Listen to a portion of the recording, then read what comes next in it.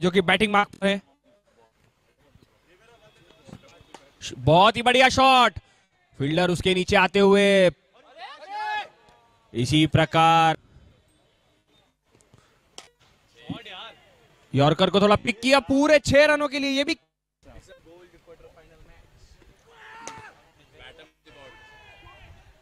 चार रन ऋतिक, बहुत ही बढ़िया, बहुत ही बढ़िया शॉट। मैं दर्शकों